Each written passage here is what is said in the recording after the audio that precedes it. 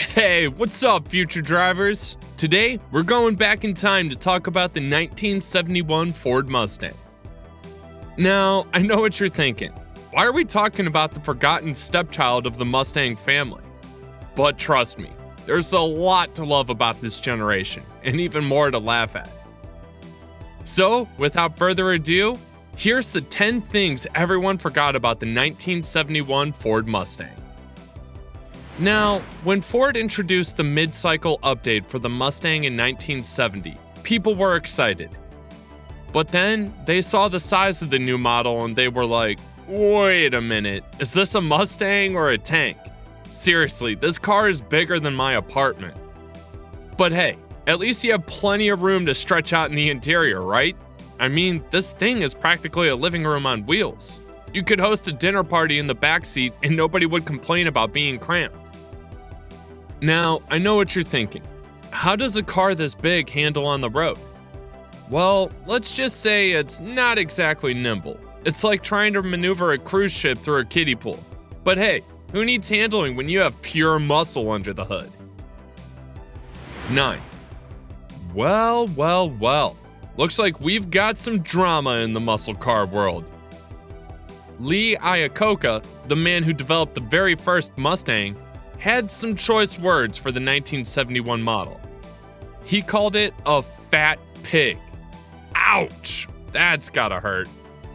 Now, to be fair, the 71 Mustang did gain some weight. I mean, we're talking around 400 pounds here.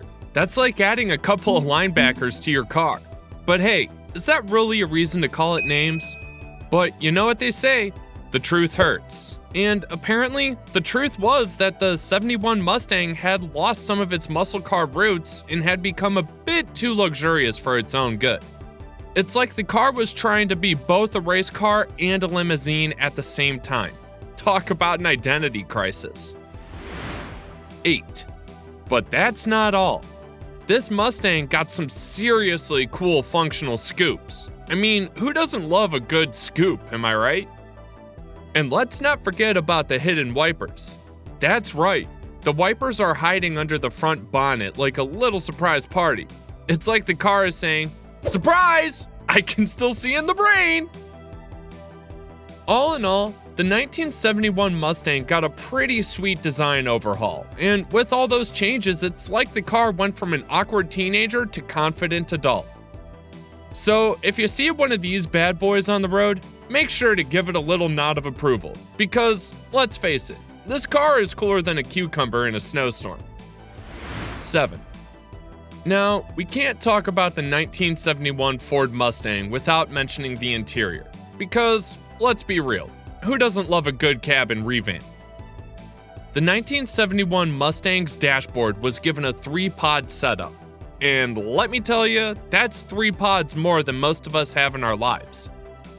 Plus, the car has some extra kit-like power windows and defroster as options. I mean, talk about living the high life.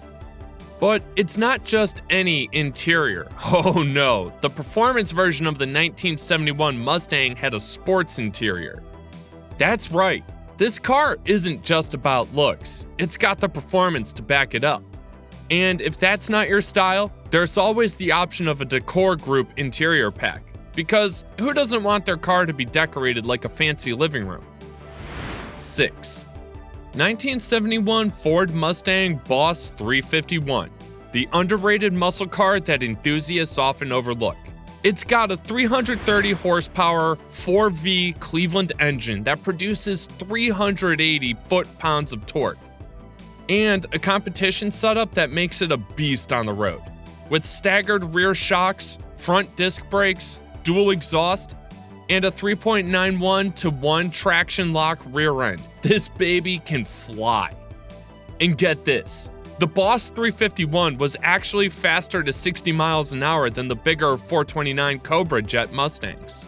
Who needs a bigger engine when you've got a well-balanced muscle car like this? So if you see one of these Boss 351s out on the road, give it the respect it deserves.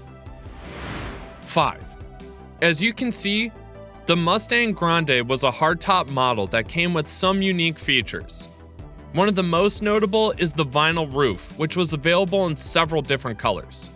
The vinyl roof gave the car a more upscale appearance and made it stand out from other Mustangs on the road. But the interior of the Mustang Grande was where the real luxury was. The cabin came with deluxe bucket seats that were designed for comfort, and there were a total of 45 other options that customers could choose from to customize their car. 4. Did you know that the 1971 Ford Mustang was renamed in Germany? Yeah. Apparently, the Mustang name was already owned by a German truck manufacturer, Krupp. So, when Ford wanted to import Mustangs into Germany through the military PX system, they had to come up with a new name. And what did they come up with? T5. Yeah, because when you think of a badass muscle car, you think of a name that sounds like a Terminator, right? 3. In 1971, Ford said goodbye to the 427 and 428 engines in their Mustang models. And you might think that's a big loss, but wait till you hear what they replaced them with. That's right, the 429 Cobra jet engine. It may have sounded like a snake, but it was more like a big bad monster under the hood of the Mustang. This engine was so powerful that it could produce up to 370 horsepower. And for those who wanted to take things to the next level, there was a drag pack option that had an even bigger mechanical camshaft, and a Holley 4BBL carburetor that cranked up the horsepower to a whopping 375. 2. Meet the T5, the 1971 Mustang's long-lost German cousin. But why T5, you ask? Well, apparently the Mustang name was already owned by a German truck manufacturer, Krupp. Can you imagine that? A Mustang truck. But I digress.